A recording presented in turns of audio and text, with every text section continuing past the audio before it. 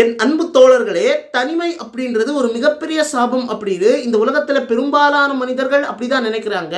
ஆனா, தனியாக வாழும் கலையை ஒரு மனிதன் கற்றுக்கொண்டு விட்டால், அவன் மிகவும் மகிழ்ச்சியாக வாழ முடியும் அப்படின்னு நம்முடைய ஓஷோ அவர்கள் ஒரு இடத்துல சொல்றாங்க.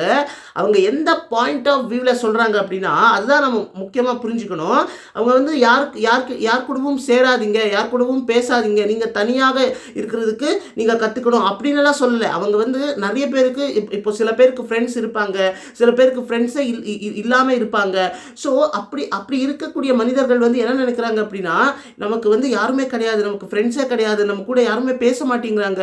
ஸோ என்ன இப்படி இருக்குது நம்முடைய வாழ்க்கையில், நம்ம தனிமையில் தான் நம்ம வாழ்க்கையை முழுக்க வாழணுமா, இப்படி இருந்தால் இது இது இது எப்படி, இது தனிமை அப்படின்றது ஒரு மிகப்பெரிய சாபம் தானே அப்படின்னு நினச்சிக்கிட்டு டிப்ரெஷனுக்கு போயிடுறாங்க. நிறைய விபரீத முடிவுகளை எல்லாம் எடுத்துடுறாங்க இல்லையா. ஸோ அப்படியெல்லாம் போகாமல் நீங்கள் தனிமையில் இருக்கிறப்போ அது எப்படி அது கலையா, அதாவது தனிமையாக வாழ்றதும் ஒரு கலை தான். அது எப்படி அப்படின்னு கேட்டிங்கன்னா, இப்போ நீங்கள் யோசிச்சு பாருங்க, தனிமையில் இருக்கிறப்போ தான் நீங்கள் நிறைய விஷயங்கள் உங்களை பற்றி நீங்களே யோசிப்பீங்க.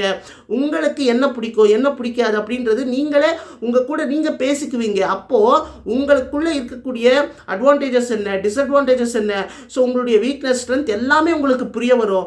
அதனால உங்களுடைய வாழ்க்கையில் என்ன, அதாவது ஏதாவது ஒரு கோல் வச்சுருந்தீங்கன்னா அந்த கோல் எப்படி அடையிறது, ஸோ அதுக்காக நான் என்னென்ன ஆக்ஷன்ஸ் எடுக்கணும், ஸோ இதை பற்றியெல்லாம் நீங்களே சிந்திச்சு யோசித்து முடிவெடுப்பீங்க. அதே நீங்கள் எப்போவுமே நான் கூட்டத்தோடு தான் இருக்கணும் அப்படின்னு நீங்கள் நினச்சிங்கன்னா, அப்படியான ஒரு ஆளை நீங்கள் இருந்தீங்கன்னா கண்டிப்பாக ஒரு கிரியேட்டிவிட்டி ஒரு கிரியேட்டிவான விஷயத்தில் ஏதாவது சாதிக்கணும் அப்படின்னு நீங்கள் நினைக்கிறதுக்கு உங்களுக்கு நேரமே இருக்காது. ஏன்னா பலர் கூட நீங்கள் பேசிக்கிட்டு இருப்பீங்க.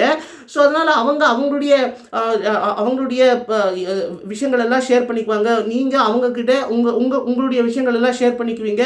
ஸோ அங்கே உங்கள் கூட நீங்கள் பேசிக்கிறதுக்கான ஒரு வாய்ப்பே கிடைக்காது.